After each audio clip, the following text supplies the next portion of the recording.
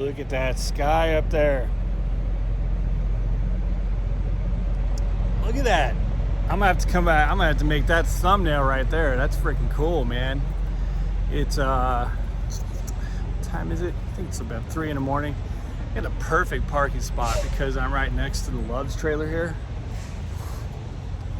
So it's nice and quiet, roomy on this side. This video, I'm going to talk about detention and regulation. Longtime subscribers will know I'm pretty, should have brought my flashlight, check this trailer out, but I'm pretty libertarian. But this is one area that my libertarianism kind of takes a little bit of a, I don't know, I'll get y'all's opinion. I did a video on this on X, and it had like 12,000 views, and a lot of people coming at me pretty hard saying I'm for big government and all that shit. Most people agreed with me, but there were a few who kind of let me have it. So I want to get your take on it, and we'll go from there.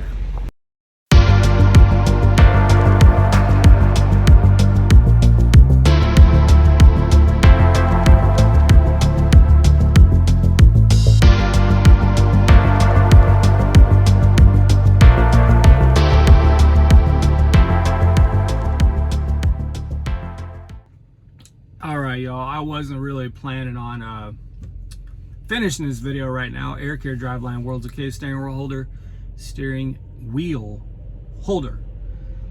But I need to wait like another 20 minutes. There's some storms north of me, about 50 miles north of me, that'll clear out in about an hour and 20 minutes according to radar.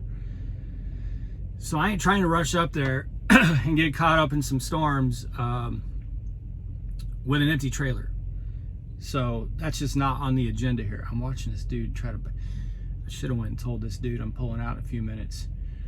Because I have like the most easy, straight back, ridiculously easy spot. And this guy's struggle bussing. But anyway, so because I got a few minutes, a little bit of time, I figured, screw it, I'll go ahead and do this. I did this video on X, and well, a much shorter version of it, and I took some flack, man. You know, I'm pretty libertarian, small L libertarian, not a card-carrying party member libertarian. I think they're kooky and nuts, but I think my core belief systems would be pretty much aligned with the libertarian mindset. And I think I've mentioned this on YouTube before. If you want to know what my beliefs are in terms of the federal government, I can boil it right down to 3 things. Number 1, the federal government's founding responsibility was to protect us from foreign invasion. That's number 1. I find it very difficult to believe that there's anybody who could possibly believe that they've been successful on that front, but I digress. That's a different conversation. Number 2, to protect our rights.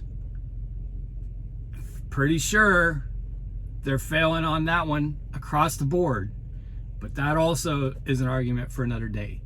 Number 3, regulate interstate commerce, meaning to keep it regular.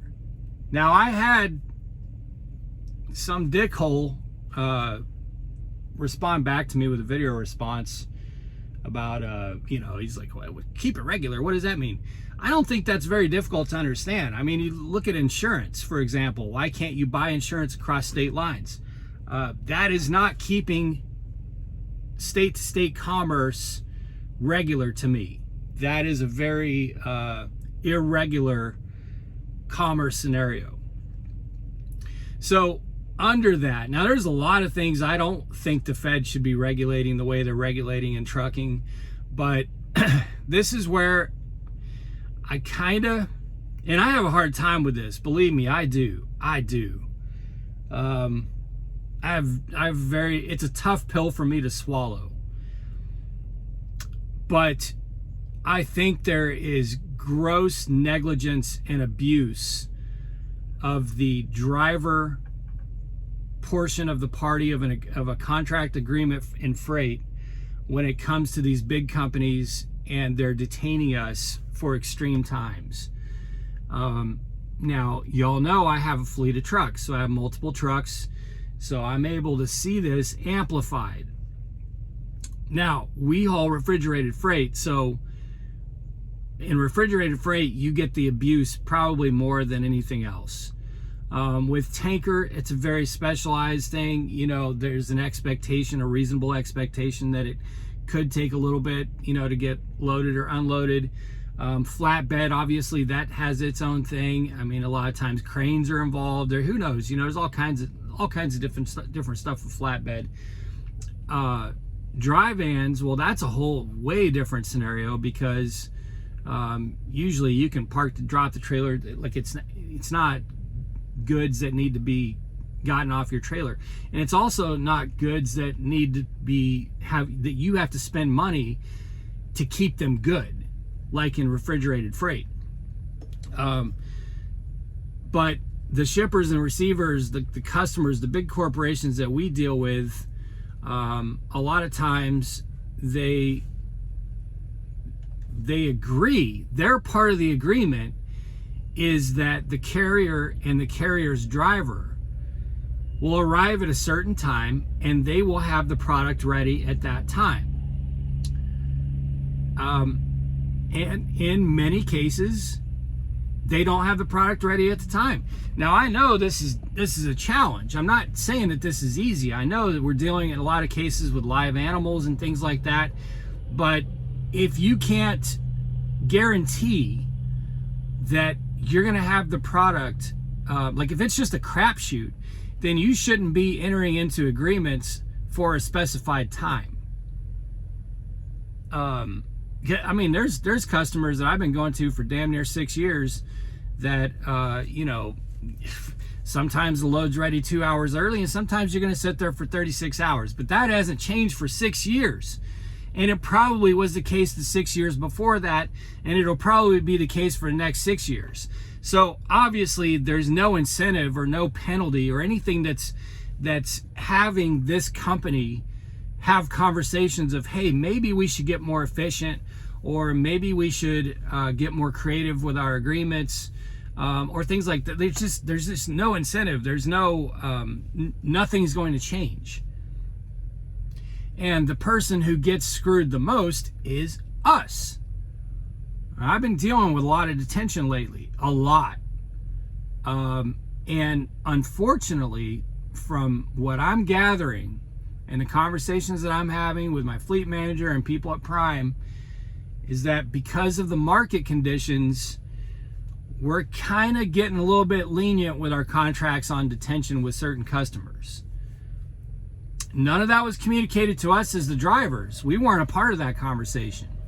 But it's getting pretty lenient. There's some big customers that in a lot of cases, like, you need to start checking the notes in your dispatch, because in the notes in some of my recent, I don't want to say what customers, but in the notes, it's now specifying this customer does not pay detention.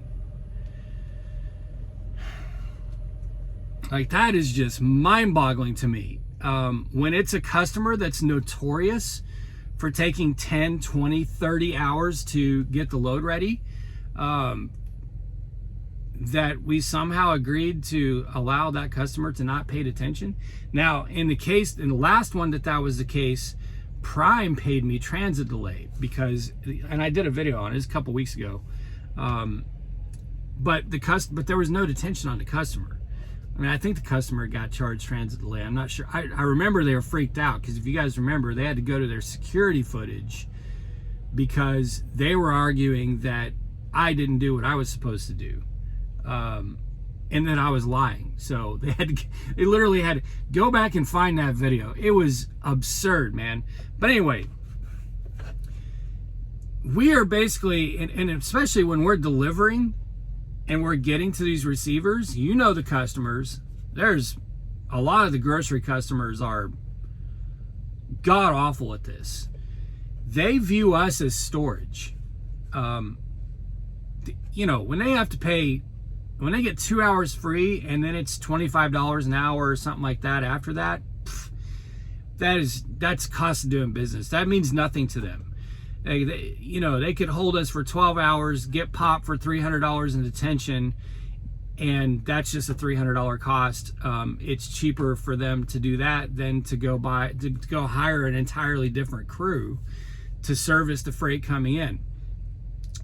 But they could cost us in that time $1,000 in revenue. So it's downright abusive, and it's really scammy to me. So this is kind of my dilemma, is I don't want to go to the federal government to inject itself in things like this, but I also believe this is very relevant to commerce. If you're holding trucks up, and it's happening all across the country, it's happening right now as we speak, there's thousands, if not tens of thousands of trucks right now being detained outside of the parameters of their agreements. And that is, to me, creating an environment of irregular commerce. You are blocking drivers, workers, from being able to conduct commerce through interstate. That's where I find my justification for it, and I feel like I'm at ease. And I know some of you are going to disagree with me, but I feel like I'm at ease with that justification. So what would I like to see happen? Well, what I would like to see happen, and which would probably never happen, because the federal government is about as effective as a lead balloon at actually doing things that benefit we the people, and they're very effective at doing a lot of things that have no benefit to us whatsoever. So I don't see it happening at all. But what I think should happen is that there should be some sort of regulation that is mandating these big corporations and companies who detain us to pay a consequential price. And, you know, like, for example, I'm perfectly fine with a 2 hour, you know, you get 2 hours. Very reasonable. I would almost be okay with 3 hours. 2 hours is pretty reasonable. 3 hours, kind of like, okay, you know, it's a little screwy, but if you needed a few hours to get me unloaded and get me my paperwork, up to 3 hours, I'm okay with it. Getting beyond 3 hours, man, it's got to be like and make it a tiered progressive system if you have to. If you don't want the fourth hour to be that brutal, okay, the fourth hour is $50, $25, $50. The fifth hour, though, it's got to go up $75, $100. Maybe the sixth hour. The seventh hour and eighth hour, man, it's got to be a couple $100 per hour. And some of the pushback that I've gotten elsewhere when I've talked about this is, oh, well, you would just bankrupt these companies. Like, they would just pay. No, it wouldn't. And like I said on X, here's why it wouldn't. Because if you're now talking about them potentially having to pay you $2,000 for holding you for 24 hours, they ain't gonna pay you $2,000. They're gonna get you unloaded within 2 or 3 hours. That's what's gonna happen. They're either gonna get you unloaded or loaded within a few hours, or they're gonna pay a premium on the contract and make the appointment time a window. And bake the price into the contract. In other words, they could say, look, we've got 24 hours to either get you loaded or unloaded, but in order for you to agree to come do that, we're going to bake a premium into the rate. Fine. But as long as I know that's the agreement, as long as I know when I get there with a loaded trailer, it could be 24 hours. And I'm going to accept the agreement based on the rate provided with that knowledge in hand. But it's when the appointment is 0600 for me to get unloaded, and I'm sitting there for 6 hours waiting just to be called for a dock. And then I'm sitting at the dock for 6 hours waiting to get unloaded and get paperwork. And sometimes they'll unload me within 3 or 4 hours and then send me to park again and wait 3 or 4 hours for paperwork. Not okay with that, man. Not okay with that. Like, you are taking money from me. And I know some of the argument is, well, don't go there. Well, don't agree to go do that. Well, the thing is, I didn't agree to go do that. Yes, the contract in most cases stipulates that there's detention. In the vast majority of cases, $25 an hour, whatever it is, with a maximum per day, whatever that is. But that's just, and fine, I'll buy that. I go with that, fine. But there's not really any choice, there's just not, like that is specifically set up for these big corporations and companies to basically be, like, it's a good deal for them. That's really what it comes down to, is that's an amount they're willing to pay just to use you as storage. And there are people, usually it's people who have a specialized contract, or they're with a small carrier that's had this contract for a long time, so they have really good detention. Like, I know drivers who have contract agreements where they're getting, $200 to do a drop and hook. Like, they actually have a drop and hook fee in their contract, and then they have those tiered detention contracts. But then I'll say, okay, well, man, are you guys hiring? You putting new trucks on? No, we're not. We haven't been hiring for 5-10 years. Okay, so that option's not available to me. That option's not available to most of us. You may have the rare occasion where there's long-standing deals like that have been negotiated, but it's not available to most of us. And there is the argument that I could just choose not to do this. I agree with that too. I'm just saying, like I agree with both sides of it. I agree that we're not forced to do this. I'm not forced to be in this truck and drive. But I also believe that one of the federal government's very few mandates is to regulate interstate commerce and keep it regular. And if all these trucks are being held up and prohibited from moving on because they're being misled about what their appointment times are and when they're going to be loaded and when they're going to be unloaded, then I just don't feel like that's keeping commerce regular. I just don't. I don't know. It's a big one for me. And it's a slippery slope too. Like, it's a slippery slope. I'm not going to deny that. Like, I'm not going to argue with any of you who say, well, if you let them do this, then they'll do that. That's true. I just don't know how else,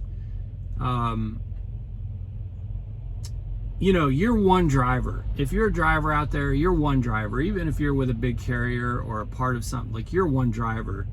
And these corporations and companies have hundreds of millions, if not billions of dollars in revenue.